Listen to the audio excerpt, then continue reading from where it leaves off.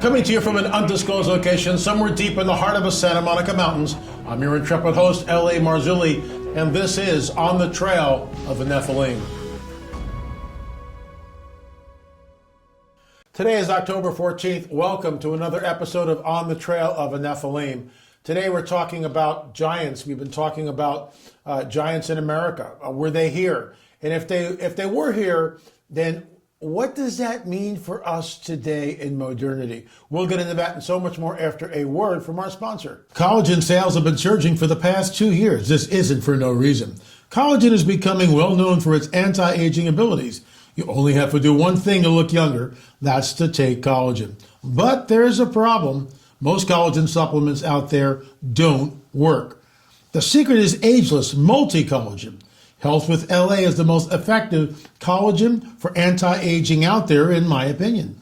Thousands of users agree they notice their skin looking and feeling younger after routinely taking it. Men also report increased muscle mass.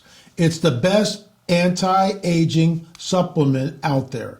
The reason Health with LA works is because it uses 5 types of high-quality collagen instead of 1. If you want to improve your skin, hair, or nail health, you need this. If you've been looking for a way to reduce the appearance of wrinkles, you'll love Health with LA.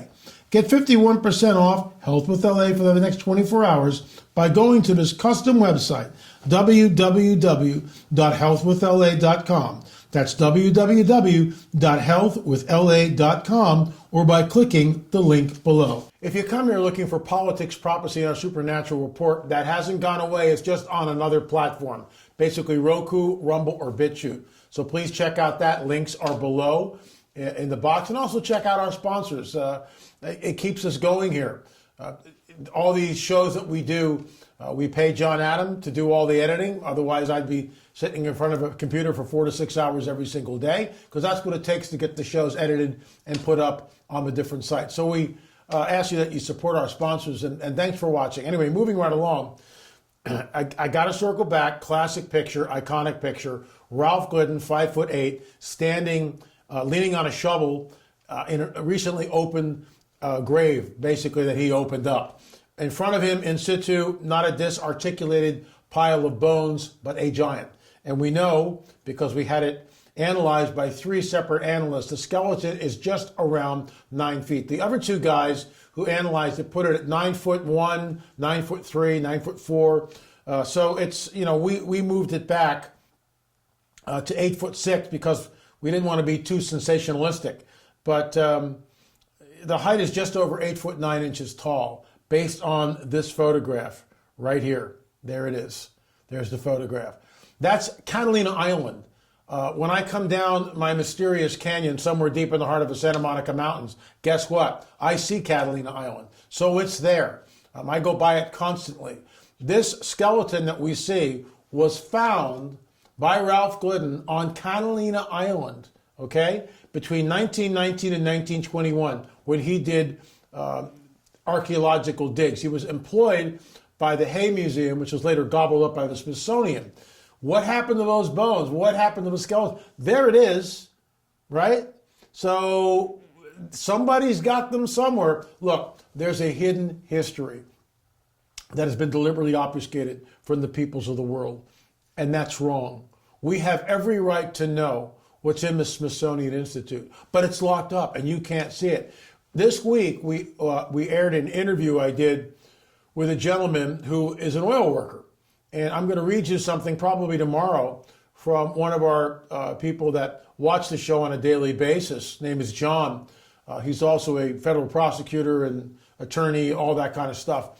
So he watched the video and he commented that the story that he watched, the interview, the man was telling the truth.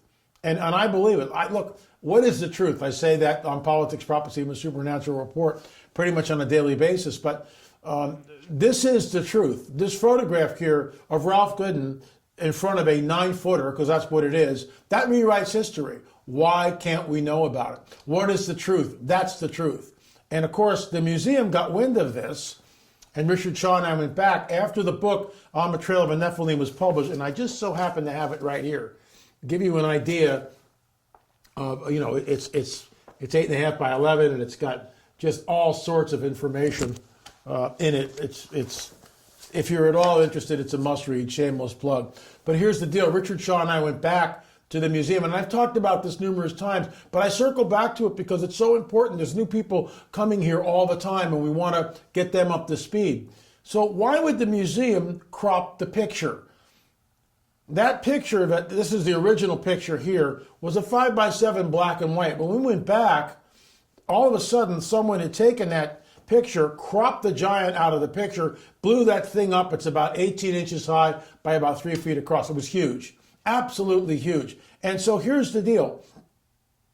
Why would the museum take this picture, let's show it again, John Adam, and crop the giant out of the picture? There is an agenda to suppress any information, any real evidence that points to the biblical narrative that giants once roamed the land. We were in a site in Portugal called Zambujaro, and I haven't really done anything with the footage there, and I'm hoping to do it in Lost Civilizations Part 2. These megalithic stones towered over Peggy, my wife's head. They were like 20 feet in the air. And they must have weighed, I don't know, 30 tons, 20, 30 tons each. How were they moved? And they're placed like this. If I remember, maybe tomorrow I'll show you some pictures of that.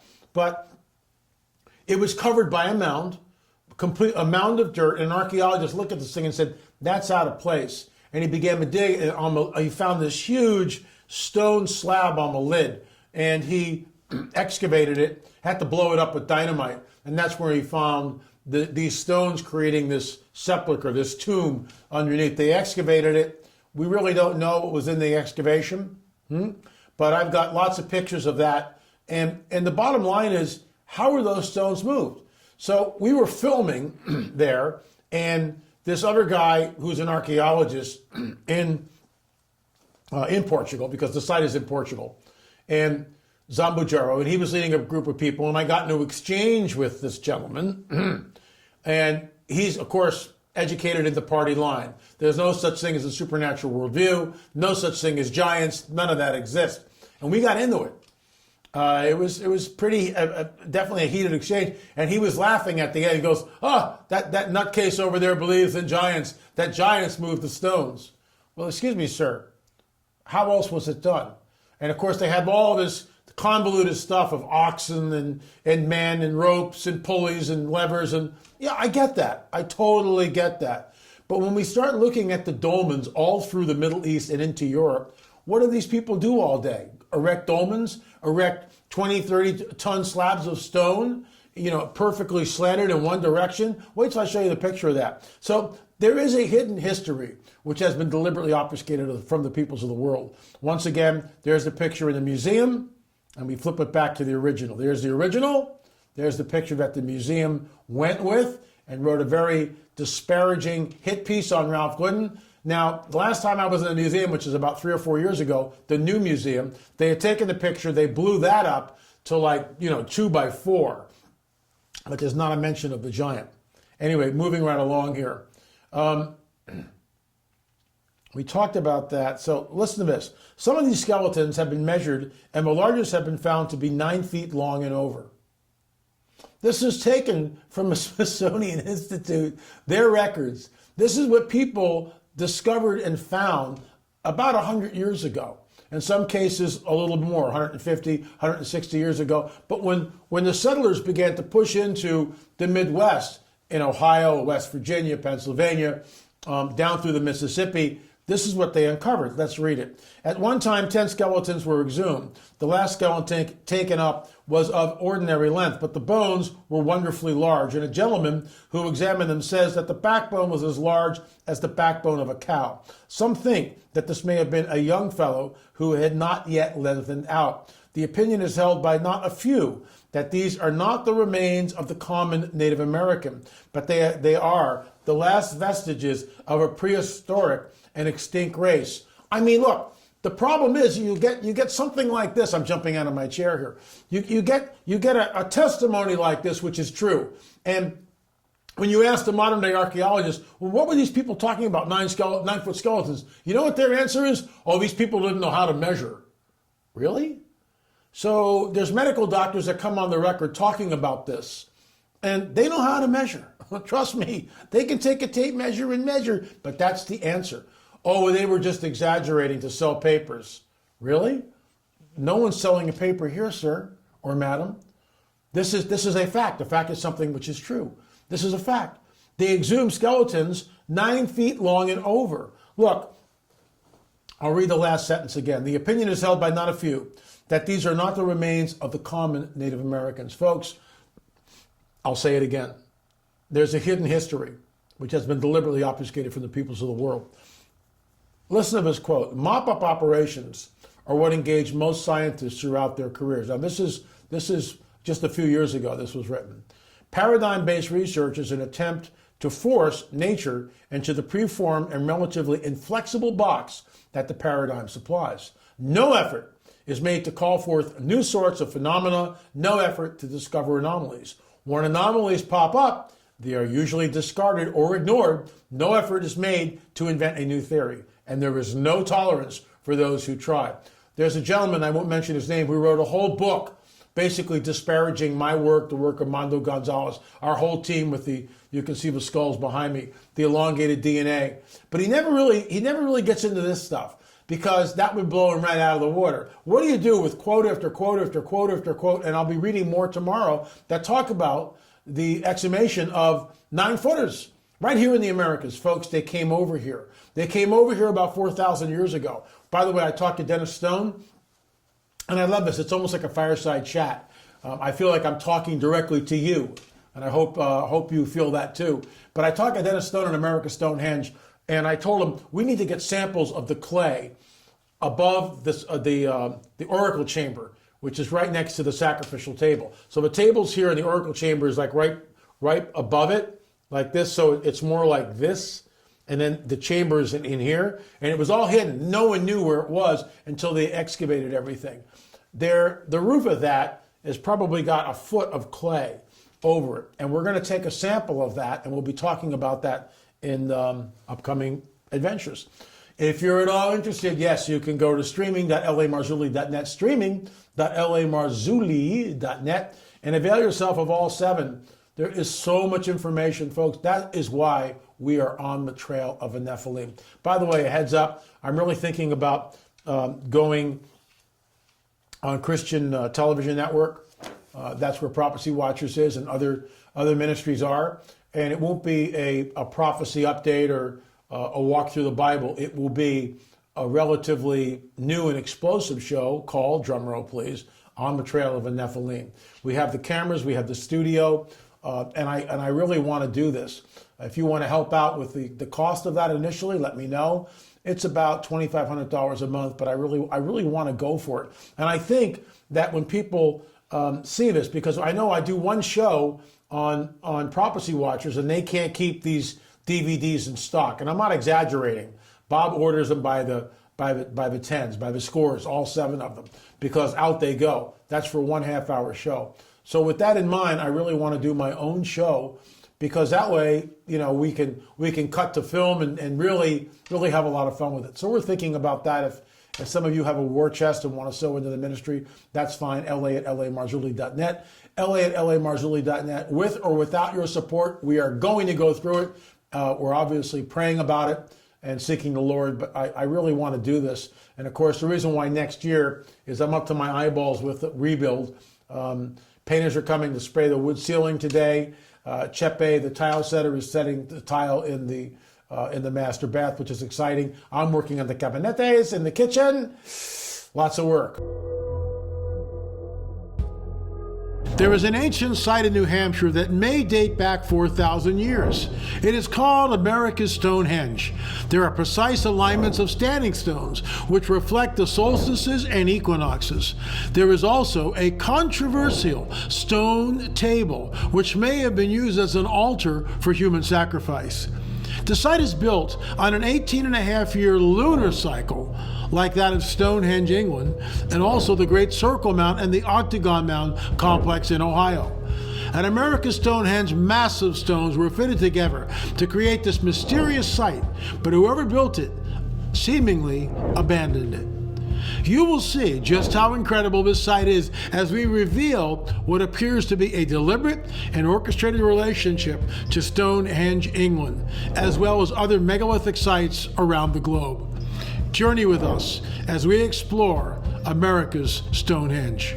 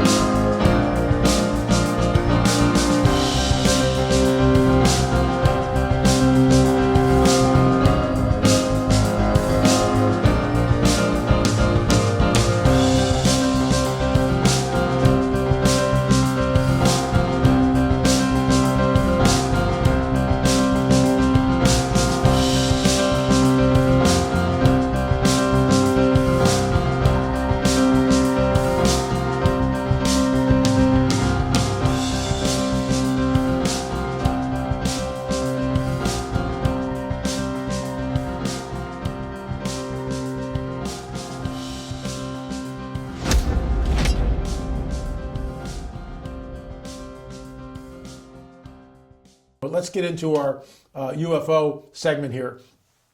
UFOs are real, burgeoning, not going away. Not because L.A. Marzulli states it, but because your government has stated so. By the way, Skywatch TV, it's a virtual conference. It's happening tomorrow. Friday it starts. I did a presentation for that. I think you'll find it interesting. Look at the roster there. Tom Horn, Derek, the Gilberts, obviously. Josh Peck will be releasing his new film. You'll want to check that out. Skywatch TV, Skywatch TV. So, I got to read it every day. Pentagon UFO unit in the spotlight. Report mentions, drumroll please, off-world vehicles not made on this earth. Pray tell, if they're not made here, where are they being made? And more importantly, who is making them and what do they look like? Folks, the government knows exactly who these entities are and where they're from, or where they allegedly are from. And this is the coming great deception, which is why I talk about it. So this is a graphic illustration. Obviously, it's not real, but we've been talking about cattle mutilations all week. And today we're going to talk about human mutilations. The picture, which I'm trying to find, has been scrubbed from the internet. I can't find it anywhere. And we see this happen. For instance, I'll go down a rabbit trail here. In Peru, there were they were called the golden mummies.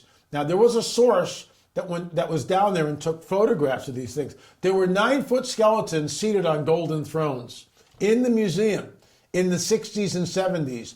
Boom, they're gone. Isn't that interesting? Isn't that interesting? If you're watching this and you or maybe your father or grandfather went down to Peru at the Gold Museum and took pictures of the 9-foot skeletons seated on golden thrones, please email me at la@lamarzulli.net. I've chased this down several times only to come up with a dead end. But, okay, once again, the hidden history. So let's circle back to the cattle mutilation.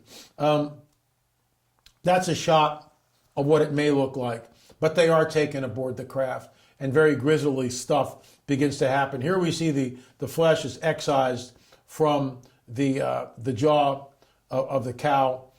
Again, we see the udders removed, the sex organs removed. This is what they do. All the blood is drained from the animal, and the coyotes and the scavengers won't touch it. Won't touch it. Vultures, ravens won't get near the thing. Think about that. So the picture I was trying to get has been scrubbed from the internet, just like the gold mummies that were in Lima, Peru. They were seated on thrones. They were there. They were over 9 feet tall. A male and a female, a king and a queen, on golden chairs. And they were there at the Gold Museum. And of course, all that's been completely scrubbed. So the photograph or series of photographs showing human mutilations also seemingly have been scrubbed from the internet. All you little internet sleuths out there, if you can find it, please send it to me at la@lamarzulli.net. So this is basically from a necropsy of the cows. The udders appear to have been removed with precision, straight, even cuts as if made by a sharp object. The reproductive systems have been cut out cleanly as well and without disturbing other organs. There's a story. Linda Moulton Howe talks about this, and of course, she was the one that really brought this to light. Award-winning film Strange Harvest, talking about the ongoing cattle mutilations. But she talks about how is it that a 1,500-pound bull, the heart, is excised, removed from the bull without tearing or ripping the pericardium, which is the sac that goes around the heart. How is that possible? How is it possible? It is truly high strangeness, as the late J. Allen Hynek, he coined that term, high strangeness, because it is. When you've got cows that are being floated up like this into the bellies of UFOs, that's high strangeness. More than one person has seen it, talked about it, and we will continue to discuss it. Shannon, who lives on the ranch with his 2 sons, reported no predators or birds had touched the cow. There were no tracks and no blood surrounding it. The cow's left cheek, tongue, and 3 of its teeth had been cut away cleanly. But the eyes, usually the first body part to be scavenged after death, were untouched. No bullet holes, and a scan of the cow by a metal detector turned up no bullet holes. And it just goes on and on. All 4 orders were cut off, and its left cheek, tongue, and sex organs removed. Between the front legs, and an uneven patch of hair was missing, and in the middle was a prick mark, Sanchez wrote in his report. The dark connection between UFOs and grisly mutilations. One of the most shocking cases involved an Air Force sergeant allegedly abducted by a saucer-like craft. Here's the deal. Here's the deal. I know of 2 instances, and I plumbed the depths of this. And I'll tell you the story. There was a guy in Pennsylvania who hopped on his ATV and said, I'm going to go check. I'm going to go deer hunting in the morning, so I'm going to check where the herd is. He took the ATV, told the wife he'd be back in a couple of hours. He drove to this remote location on his ranch and in Pennsylvania, and a couple of hours went by, he never returned. So 3 or 4 hours went by, the wife got very concerned. She called the sheriff. Search and rescue came out. They found the ATV almost immediately. Up in a tree was one of the guy's boots. They began to scan the countryside for him. Divers were called in. They checked the pond next to the house. They combed the area. No sign of him. 3 days later, in bushes right by the pond that they had walked by many, many times, because it was a whole, that's where the base camp was. The body appeared, and next to it was a dead timber rattler. All the blood had been sucked out of both the rattlesnake and the human being. He was mutilated. The coroner was not involved, and you cannot touch a body, remove a body, until a coroner comes in and does an investigation. Not so. Other law enforcement came in once they got wind of it. They took the body, and it was not returned to the family until 2 weeks later, and it was in a welded a welded metal casket. welded shut, couldn't open it up. So the body had been mutilated, all the blood was drained from it. The one in South America, which has been scrubbed from the internet, the man's sex organs are cored out. The face is mutilated. It is absolutely disgusting. In other words, what is happening, I'll go back here, what is happening to the cows, John Adam, please show that slide. What is happening to the cows is happening to human beings. Why do you think this is happening? If these are so-called friendly ETs from Zeta Reticuli, why are they doing this? Folks, Jesus warns us that even the elect would be deceived if that were possible. He points to the days of Noah. And the days of Noah are differentiated for many of a time because the presence of the fallen angelic hosts are here. And they do all sorts of crazy things. Read the book of Enoch. They were cannibalistic. They were sexually deviant. They began to eat and drink the blood of human beings, according to the book of Enoch. Most churches won't even go there. You won't hear this stuff from the pulpit. And yet it's in our Bibles and amplified further by the book of Enoch and other pseudepigraphical texts or other ancient texts. While not part of our canon, the book of Enoch is not part of our canon. It is quoted in Jude and in some other places too. Interesting, interesting. There is a hidden history which has been deliberately obfuscated from the people to the world. The UFO phenomena is real. It's burgeoning. It's not going away. Our free film, UFO, Disclosure, The Coming Great Deception, and the Luciferian Endgame is available right here on YouTube. Scroll down, do a search for it, watch it. You need to see it. If you want to buy the DVD and the book together, we got a great deal, 50% off, so we can make a little bit of money too and keep the lights on here. You can go to lamarzulli.net, lamarzulli.net. Folks, it's happening. It's happening. And you need to wake up if you're not already awake. You have loved ones, you have friends. It's a free film. I can't do any more than that. If you want the DVD copy, you got to pay for it. But you can watch it for free on YouTube and also streaming.lamarzulli.net, streaming.lamarzulli.net. Thanks so much for watching. I'm a Trail of a Nephilim. And remember, we will see you in the air or on the air.